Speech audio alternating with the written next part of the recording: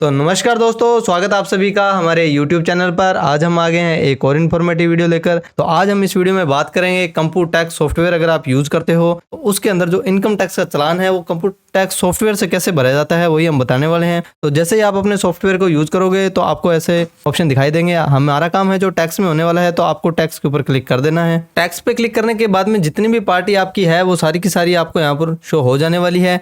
अब जिस भी पार्टी का आपने चालान भरना है उसका आप नेम से, पैन नंबर से, फादर नेम से, जैसे भी आप सर्च करना चाहो उसको यहाँ पर आप सर्च कर सकते हो। अगर आपको उस पार्टी का कोड है, जो जब आईडी बनाते हैं तो एक कोड बनता है, उस कोड से भी आप यहाँ पर इसको सर्च कर सकते हो। तो वो पार्टी आपको सर्च कर लेनी है। तो आईडी को सर्च करने के बाद में आपको सिंपली इंटर बटन को प्रेस कर देना है। तो देख सकते हो हमारी जो कंप्यूटर टैक्स में है वो आईडी ओपन हो चुकी है। और यहाँ पर आपको सबसे पहले आपको जो अपना असेसमेंट ईयर है वो चेक करना है। कौन सी ईयर का चालान आपने भरना है सबसे पहले वो आपको चेक करना है। और उसके बाद में दोस्तों आपको यहाँ पर दिखाई दे जाने वाला है जो हमारा जो चालान है, कितनी अमाउंट का जो चालान है वो जब आप रिटर्न रेडी करोगे। तो मैंने इस क्लाइंट की रिटर्न ऑलरेडी रेडी कर रखी है, तो मेरा जो चालान है वो यहाँ पर आपको दिखाई दे रहा होगा। जो मेरा चालान बन रहा है, जो हमें टैक्स पे करना है, वो अमाउंट आपको यहाँ पर शो हो जाने वाली है। तो अब इस चालान को हम कंप्यूटर टैक्स की सहायता से कैसे भरेंगे, तो हमें सबसे पहले जो यहाँ पर चालान का ऑप्शन आपको दिखाई दे रहा होगा, इसके ऊपर आपको सिंपली क्लिक करना होता है। तो यहाँ पर आपको क्लिक कर देना है। तो चालान के ऊपर क्लिक करने के बाद में आपको यहाँ पर सबसे पहले टाइप ऑफ पेमेंट, ये एक ऑप्शन दिखाई दे रहा होगा। यहाँ पर आपको इतने सारे जो ऑप्शन है इसके सहायता से आपको कौन सा चालान आपने भरना है वो यहाँ पर आपको दिखाई देगा। आपने एडवांस टैक्स भरना है, सेल्फ असेसमेंट टैक्स भरना है, जो भी आप पर एप्लीकेबल है वो आपको यहाँ पर सेलेक्ट करना होता है। लेकिन जब हम इनकम टैक्स की रिटर्न फाइल करते हैं उस टाइम जो चालान बनता है वो ना तो हमारा एडवांस टैक्स होता है ना कुछ और, वो हमारा सेल्फ असेसमेंट टैक्स होता है। तो जैसे ही आप सेल्फ असेसमेंट टैक्स करोगे तो जो हमारी टैक्स की अमाउंट है वो अमाउंट ऑफ टैक्स में आपको शो हो जाने वाली है, जिसके अंदर हमारा जो भी इंटरेस्ट वगैरह होगा वो भी आपको यहाँ पर शो हो जाने वाला है। और उसके बाद में दोस्तों हमारा जो पेमेंट मोड है वो किस तरह का रहने वाला है। आपने बैंक में जाके कैश से चालान है जो भरना है, या चेक से भरना है, या ई पेमेंट करनी है, डेबिट कार्ड है, या अगर आपने यूपीआई से वो चालान पे करना है, तो यहाँ पर दोस्तों आपको एक ऑप्शन दिखाई देगा पेमेंट गेटवे, जो हमारा यूपीआई के लिए होता है।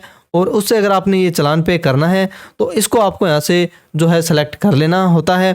एक बार आपको यहाँ से जो हमारा पेमेंट गेटवे है इसको आपको यहाँ से सेलेक्ट कर लेना है।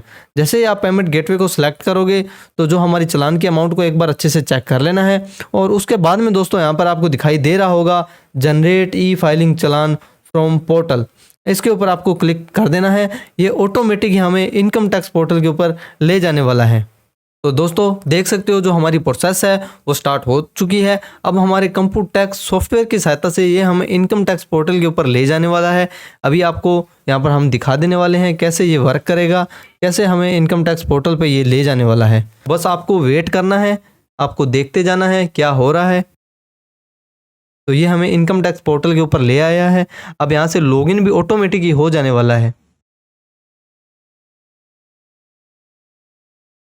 तो देख सकते हो दोस्तों अब हमारी जो यूज़र आईडी है वो भी यहाँ पर ऑटोमेटिक ही देखो फिल हो चुकी है। अब जो हमारा पासवर्ड है वो भी ऑटोमेटिक यहाँ पर आपको दिखाई दे जाने वाला है, फिल हो जाने वाला है। तो जैसे ही हमारा इनकम टैक्स में लॉगिन होती है तो हमारा इनकम टैक्स प्रोफाइल आपको यहाँ पर शो कर जाने वाली है। और उसके बाद में जो हमारा चालान है वो भी ऑटोमेटिक ही जनरेट हो जाने वाला है। बस आपको इंतज़ार करते रहना है, बस सारा कुछ देखते रहना है।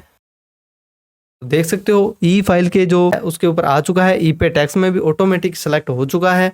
और बस ये थोड़ा सा इसमें टाइम ज़्यादा लगता है क्योंकि ये सॉफ्टवेयर से रन करता है, तो थोड़ा सा उसमें प्रोसेसिंग टाइम है जो ज़्यादा लगता है। अब हमें न्यू पेमेंट के जो है ऑप्शन पे ये ले आया है। यहाँ पर अब जो इनकम टैक्स का चालान है वो इस सेक्शन में भरा जाएगा, तो वो भी ऑटोमेटिक सिलेक्ट हो जाने वाला है।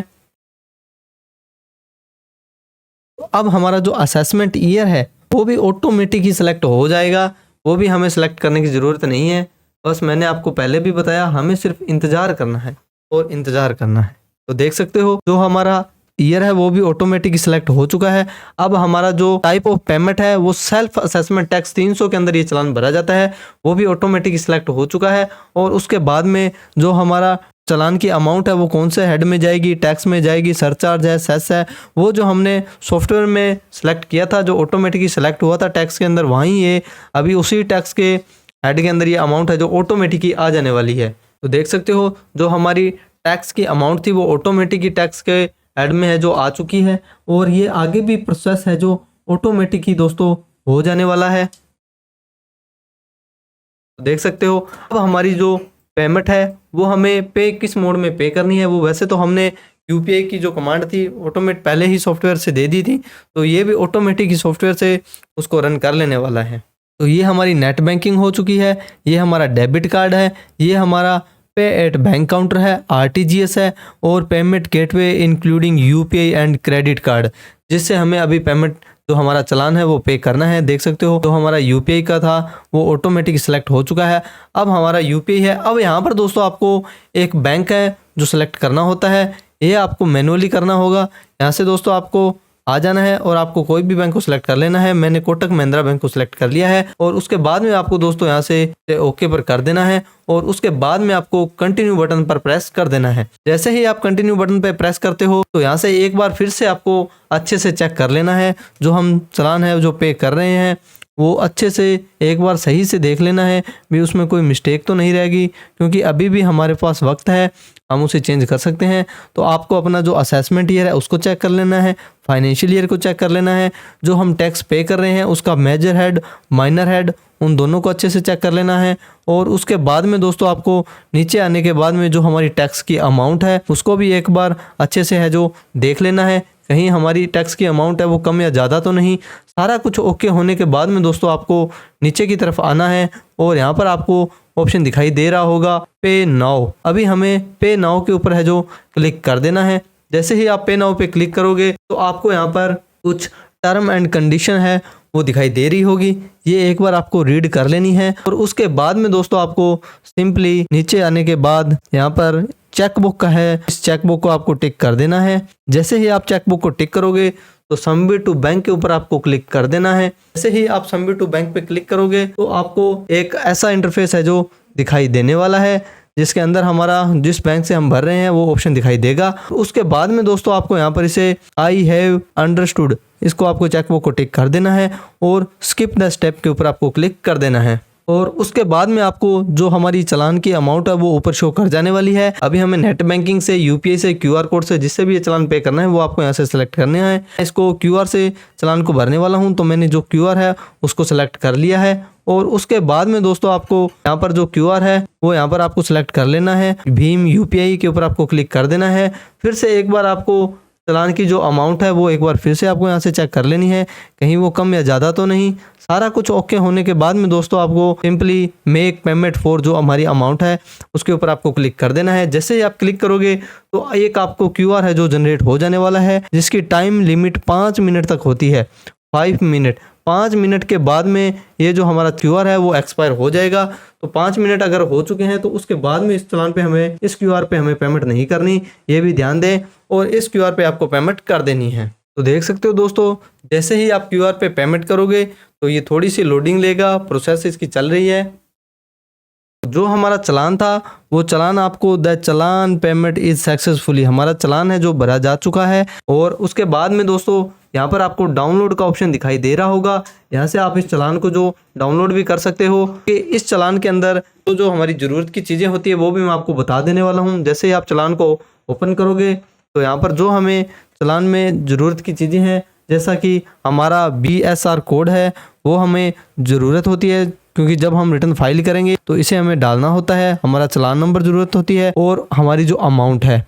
और इस तरह से आप इनकम टैक्स का जो चालान है वो आपको पे कंप्यूटर टैक्स की सहायता से पे कर देना है। और उसके बाद में हमारा काम यहीं ख़त्म नहीं होता। चालान पे होने के बाद में हमें वापस से हमारे सॉफ्टवेयर के अंदर आ जाना है, क्योंकि इस चालान की एंट्री हमें सॉफ्टवेयर में कहाँ करनी है वो भी मैं साथ ही साथ में आपको बता देने वाला हूँ। तो जैसे ही आप अपने सॉफ्टवेयर में आओगे तो आने के बाद में यहाँ पर आपको ऊपर सेव एंड एग्जिट का एक ऑप्शन दिखाई दे रहा होगा, इसके ऊपर दोस्तों आपको क्लिक है जो कर देना है। क्लिक करने के बाद में दोस्तों यहाँ पर आपको फिर से एक ऑप्शन दिखाई दे रहा होगा प्रीपेड टैक्सेस। इस प्रीपेड टैक्सेस के हेड के अंदर वो चालान की जो हमें एंट्री है वो करनी होती है, तो आपको सिंपली प्रीपेड टैक्सेस के ऊपर है जो क्लिक कर देना है। जैसे ही आप प्रीपेड टैक्सेस पे क्लिक करोगे तो आपको ऐसा इंटरफेस है जो दिखाई दे जाने वाला है। अभी हमें जो हमने चालान पे किया है उस चालान का हमें BSR कोड, उस बैंक का नाम ऑटोमेटिक ही ये BSR कोड डालते ही उठा लेने वाला है।